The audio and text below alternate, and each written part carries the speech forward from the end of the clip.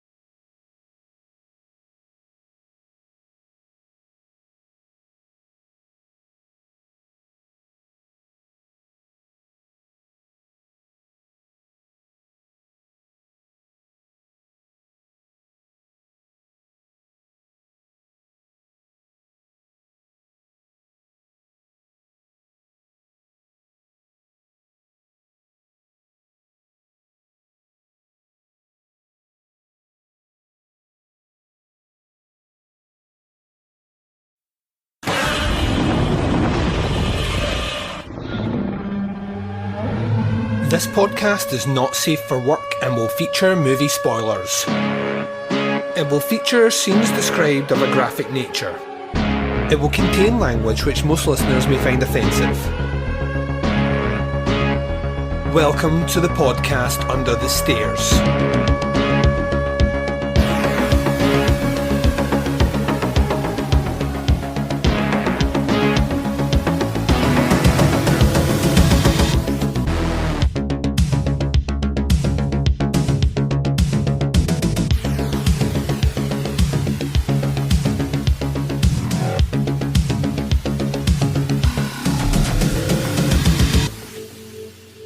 Hi everyone and welcome to the podcast Under the Stairs. This is your Sunday 88 Films Slasher Classic series of reviews. I'm your host Duncan. Welcome to the show. Up this week we have disc number 24. This is Mountaintop Motel Massacre. Oh, that's right. A little lesser known slasher that has been given the loving treatment and a 2K restoration by the folks at 88 Films. So we will be doing that review of that movie after the first break. Before we get to that, as always, let's just recap where we are under the stairs this week. This is your final episode. It's been a 4-episode week. Hopefully you've enjoyed the content. We swung it back on Monday by giving you a preview of things to be expected in the next couple of weeks on Podcast Under the Stairs when you get a plethora of reviews from my attendance at Glasgow Fright Fest. So I was teeing that up on Monday for all y'all out there. On Thursday was Movie Club, and you guys submitted in the listener reviews for our second of 4 planned instalments looking at Hammer Horror Productions. And yesterday you got a little bonus review of that brand new The Boy movie, The Boy 2, aka Brahms. So yeah, that one was yesterday. Moving forward, tomorrow we have a listener choice episode. You guys selected from the poll a little bit of Beetlejuice, so you'll get a review of Beetlejuice coming tomorrow. On Thursday you'll get Movie Club announcement, so yeah, we'll see where that goes.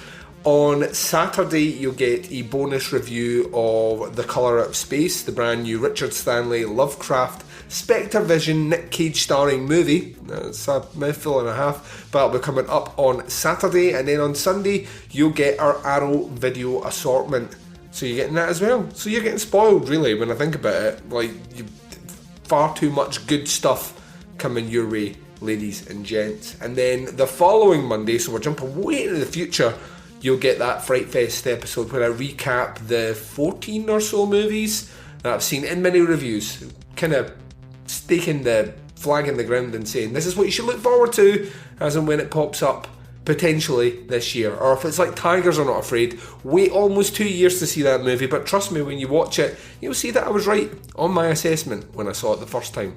Sometimes it takes a while for movies to come out to prove me right. That's all I'm saying. So you have that coming up as well. There is also, on the Teapots Collective side of things, we just this past Friday dropped a new episode of Doing the Nasty. It was episode number 2 of season 2, looking at Honeymoon Horror and The Love Butcher. You have 1 month to wait until we bring you, episode 3 is one that I cannot wait for, with a little bit of Mark of the Devil, which is a personal fave, and The Hills Have Eyes, so a little bit of early Craven, so that'll be coming up at the end of March.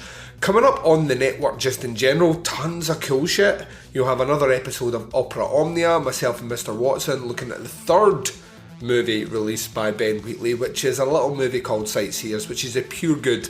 That movie does my soul very, very well. We are having a month away from Chronicle, so no Chronicle in March, but you will be getting a little bit of a brand new show which will pretty much run, its first season is going to run the length of this year, and it's Where to Start With. So every season we will pick a subgenre, a topic, a director or whatever, and run a Where to Start With. So if I was never aware of John Carpenter, what is the logical progression as me as a novice horror fan to get into John Carpenter? What are the movies I should be ticking off, and what order should I be doing them in?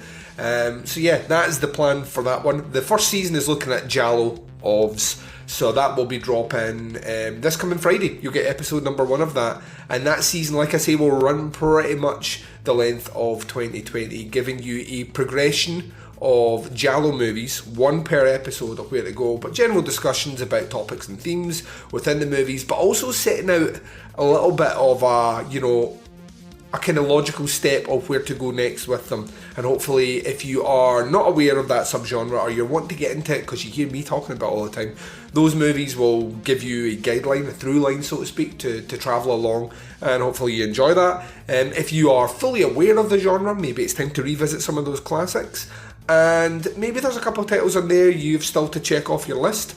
You never know. And if you don't like the genre, then chances are you won't like the show. So you'll need to wait till season 2 where we pick another topic and move forward with that. So that will be coming up this coming Friday. The first episode for that one will drop. So I'm very excited about that. Another show on the network for you guys to fall into, and it fills up a nice little stopgap while Chronicle is resetting for chapter 2 of British folk horror.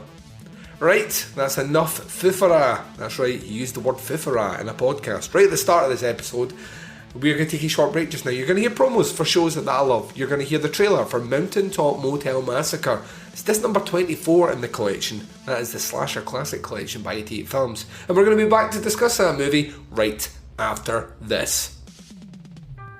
Hey, Andrew. Hey, Maddie. Do you like horror movies? I sure do. Well, did you know that most horror movies are inspired by real-life horror? Really? Like what? Well, take The Shining, for instance. That's based on Stephen King's real-life addictions, or The Purge, which could be our country any minute now. Oh, and The Strangers, which is based on a real-life murder. People should be talking about these things. Hey, guys. Oh, hey, Producer Michael. Hi. Well, I hate to break it to you, but somebody already is. It's you. That's right. We are Friday the 13th, the podcast where we talk about horror in real life and horror in media, all from an LGBTQ perspective. Because we gay, y'all. We are proud members of the Legion Podcast Network, and we can be found on iTunes, SoundCloud, Stitcher, or wherever your favorite podcasts are found. And follow us on Facebook, Twitter, and Instagram. Come along with us on this crazy journey, and as always, Get slayed.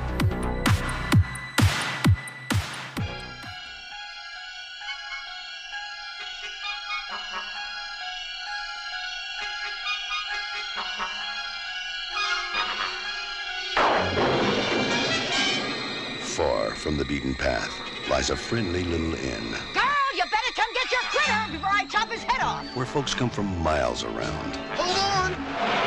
It's so sad to be alone. Help me make it through the night. to rest, relax, and make new friends. My name's Al. I'm Tanya. I'm Bill McWillie. Melvin Crenshaw. This is my cousin, Chrissy. You relative? Cousins. Are you okay, man, Reverend? Ari! Crenshaw? Evelyn?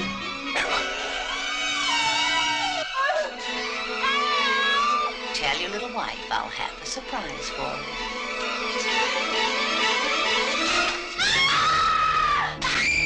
Where no one ever complains. You mean we got to go down there after her? We have to. And get my ass killed by some old crazy white woman? No way, O.C. Where people are dying to get a reservation. Hello? Hello? And any moment might be checkout time. I'm getting out of here. Is this any way to run a motel? You bet your life it is. Mountaintop Motel Massacre.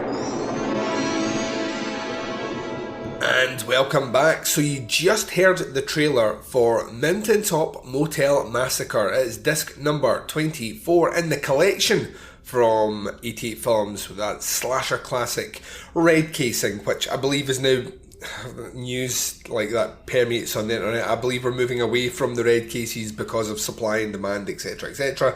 So I am fully aware that at some point my slasher collection is going to go red, red, red, red, red, and then it's going to either be clear or blue, which does my heart no good. Does my heart no good at all, dear listeners. Anyway, let's talk about this movie. According to the 88 Films website, it says, a true slasher classic is remastered in 2K for Blu-ray. In 1984, many Fear fans were probably under the impression that the slasher genre had run out of surprises. However, Mountaintop Motel Massacre indicates that nothing could be further from the truth. and like so many of its contemporaries, this positively sleazy and sanguine-stained sickie features an older protagonist in the seriously psychotic Evelyn, played by Anna Chappell, an elderly and absolutely insane off-road hotel owner that might well give Norman Bates some sleepless nights. When Evelyn is not taking a sickle to the faces of those stupid enough to rent a room at her one-star establishment, she's planting poisonous snakes under their beds or hiding in an underground bunker that gives her plenty of time to plan her next bout of shockingly brutal slaughter.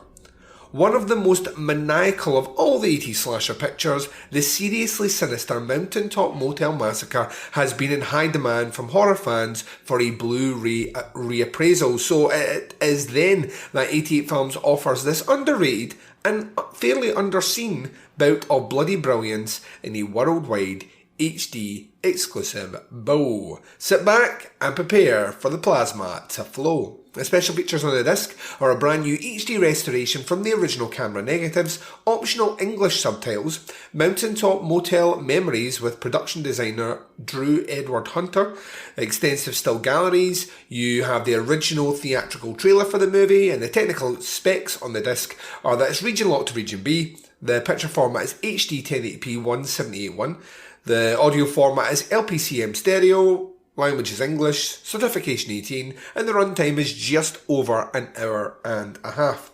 So I'd never even heard of this movie before doing the collection.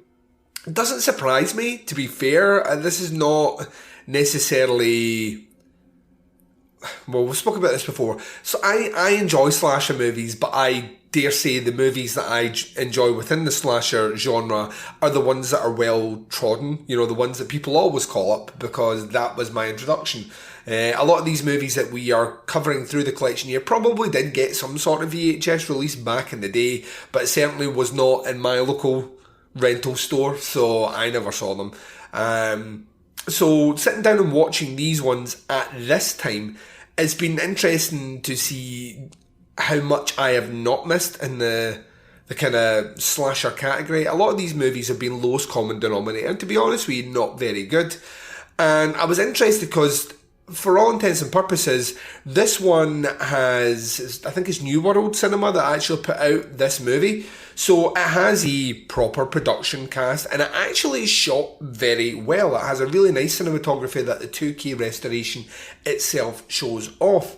Anna Chappell is actually pretty cool in this movie. I like the character of Evelyn. I think it's kind of fun watching the kind of what would happen if Norman Bates' mother had survived and Norman Bates hadn't sort of idea, and she'd been the one that was picking off people. And I can see where you're going. Like, you look at the cover art for this one here, and I mean the kind of hotel itself looks like the Bates Motel. It's, you know, it's a bit on the nose with that, and it certainly is trying to go a bit further and a bit darker than movies like Psycho would. My issue with Mountaintop Motel Massacre is that this is almost the inverse of some of the movies that I have not liked with lower productions, and that the production's been lower but they've been really going for it with the effects or just, you know, the kills, etc, etc. Where in this movie I feel that everything is actually of a pretty good standard, so cinematography is good, effects are good, acting is good, but the story itself is what lets this one down. It just feels like we have a really cool idea and we get about halfway into the movie of delivering that really cool idea, and then it's like, you know, kind of rinse and repeat over and over again, and it's never really kind of penciled in or really fleshed out, so to speak, excuse the pun, on kind of developing exactly why Evelyn is necessarily like this, out with that she's just like this. We get a kind of really tenuous, kind of shaky backstory for her, and it's not all that great, and I don't always need the backstories of my characters explained, but when you're watching something like this, I just don't understand how anyone would end up at this motel at all, and the sheer volume that these people are actually all showing up, it kind of hits that problem that a lot of slasher movies have, which is if there's someone deranged or kind of one of those people that the townsfolk know aren't great, you wouldn't just be letting people travel up in hordes to be in or around this person. And I think that's where the movie kind of starts to lose a bit of traction with me. To be honest, I enjoyed the idea of the sickle. I thought that was really cool. Some of the kind of malevolent little games that Evelyn actually plays, whether it's featuring things like kind of rattlesnakes or cockroaches, or, you know, like really like torturing our guests psychologically as well as trying to kill them off. I kind of thought that stuff was cool. And like I say, I think Anna Chapel is a really good actress in this part. The character of Evelyn is a lot of fun to follow. She is just a bit mental, and that makes me kind of happy. But the movie, I think, runs out of ideas, you know, about 45 minutes in, and then you still have about another 45 minutes to go, and I think that's an issue. And when you're leaning on that, you're really just killing time and watching awkward conversations and awkward interactions until you get to the point where we're going to see another death. And the deaths are actually pretty good for this one. For 84, we're not going too daft. We're not trying to, you know, create prosthetic limbs or heads that split up on or whatever. We're kind of grounding it. And I like that aspect. That's what I want from my slashers at times. There's a time and a place for things like the burning with fingers getting chopped off. And then there's also a time and a place for, you know, just good old-fashioned death and murder. And the movie gives you that. It's weird because I feel conflicted with this one. I really want to say that, I mean, this movie addresses all the issues that I have with all the other ones. But in addressing those and maybe not necessarily delivering on a really tight script or really tight story, unfortunately, it kind of runs out of steam. And what you get is this weird little oddity where it feels like a bit of money's been spent on this one. It feels like this probably had a bit of a push behind it as well. But there's just nothing in here wholly to kind of It's like McDonald's, right? It's like McDonald's. Comes in a pretty package. You know, you sit down, you open it up. It kind of vaguely resembles the picture that you see on the board. The smell of it smells relatively appetizing, and you sit down and eat it, and for a short period of time you feel like your hunger's been quenched, and then 20 minutes later you realise that your stomach kind of doesn't necessarily like everything it's just ingested. To be honest, you really wish you'd went somewhere else, and ultimately it's done you no good. That's kind of Mountaintop Motel Massacre for me. It has the appearance and the credentials of something that is maybe loftier than the actual substance in the movie. That part of things kind of drops down a little bit, which I'll be honest with you, I was kind of gutted with, because like about 20 minutes into it, I was like, you know, we have good cinematography here. In fact, the cinematography is one of the better ones I've seen in a while. We've got a cool setting. I'm kind of liking the actors here, and some of the early deaths, I was like, this is cool. And then I realised that we really quite quickly, by just beyond the halfway mark, hit this ponderous territory where we are plodding along for a good 20 minutes of not a lot happening, and with a runtime of an hour and a half, we shouldn't have that. Like, the best slashers are the ones that kind of hit the ground running and just keep going. This one feels like, and it's maybe the fact that we have a kind of older antagonist as well. Maybe that's where it is. The pacing then slows down because of the age of the killer. Maybe. I don't know. But yeah, I mean, I would say that compared to a lot of the titles I've watched in the collection, I'm glad I've seen this one. I'm glad this one's now in my vernacular when I'm talking about slashers. I feel from that point of view, it was a worthwhile journey. Once again, I don't think I'll ever revisit this. It's now ticked off the list. It was a bit... I really wanted to like it more than I did. Really wanted to like it more than I did. But I definitely didn't dislike this one. So it lands probably, and I'm maybe aiming a bit high, somewhere between I liked it and really liked it. So it's a 3.5 for me, for all the reasons I've mentioned. With a slightly tighter script and maybe a couple of more sensibly paced deaths, I think Mountaintop Motel Massacre could be like a really interesting little movie within a genre which thus far, within a collection, not a genre, a collection thus far, which has had very few high points. This could have been right up there. It had potential. It just sadly did not deliver. So there we go. So that is Mountaintop Motel Massacre, a 3.5 out of 5. Yeah. I don't know. I kind of feel more bummed out now than I did watching some of the, like, Scalps, for example, which 5 minutes into it, I was like, this is utter dog shit. I'm at that stage where I kind of felt early on that I was in for a real treat, and what I got was something that was just a bit mediocre. So, yeah. I don't know. I think this is the one that people on the page were saying that, this is a really good one. This is, and if that's the case, I'm glad it has its fans out there, because I imagine it probably does. I imagine there are people out there that can see more good in this movie than I can. I just got a good half an hour of this movie where not a lot was happening, and it was a bit moustache twiddling, and I just wanted something with a bit more bite, if I'm honest. That is my review for this movie. We're going to take a very short break just now. I'm going to come back and I'm going to close out the show right after this. And you've been listening to the podcast Under the Stairs. This has been your Sunday 88 Films Slasher Classic Collection series of reviews. We looked at Disc 24, Mountaintop Motel Massacre. A little bit of alliteration for all y'all out there. We will return to this series in 3 weeks' time, where we'll be looking at disc number 25. This is Return to Horror High. The 88 Films website says young George Clooney is among the cast being stalked and slaughtered in this 80s slasher classic, Return to Horror High.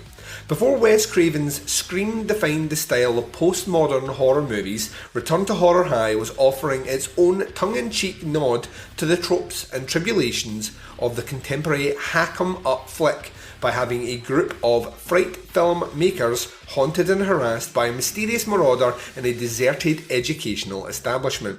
Yes, this is not the return to teenage thrills and spills that the cast and crew were hoping for when they decided to shoot in Horror High. So called because in the past it had been the site of a bloodbath killing spree.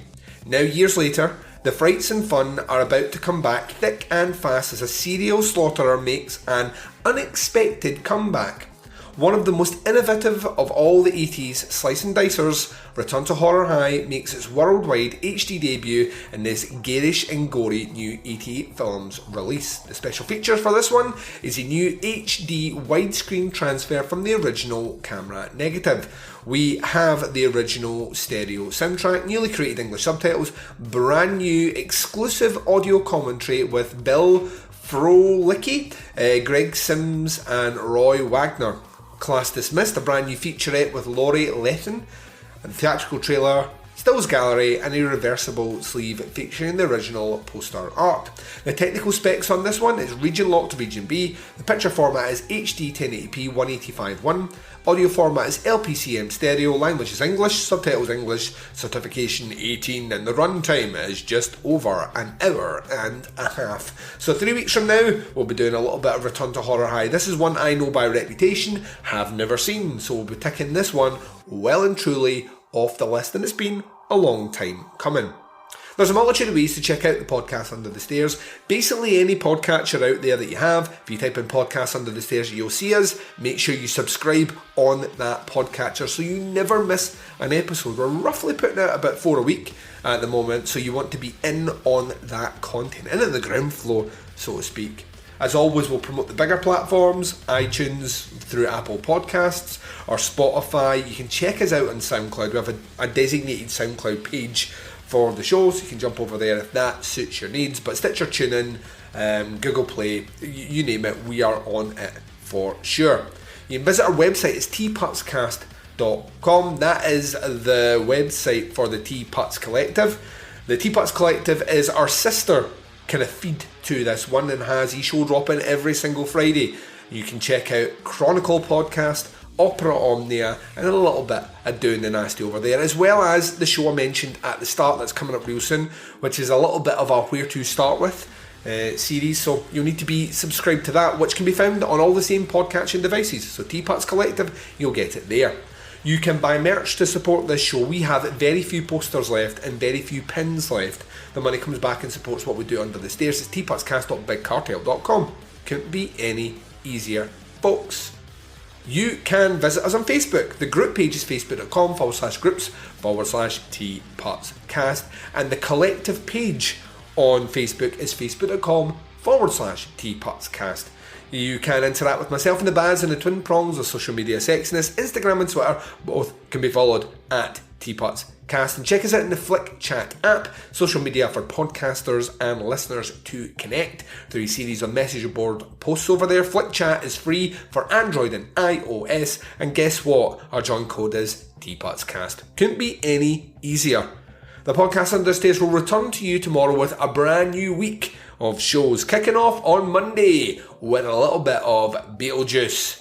But until then, wherever you are, whatever the time zone is, and whatever you're up to in this big bad world of ours, please take care of yourselves out there. This is Duncan McLeish broadcasting live from under the stairs, and I am signing off.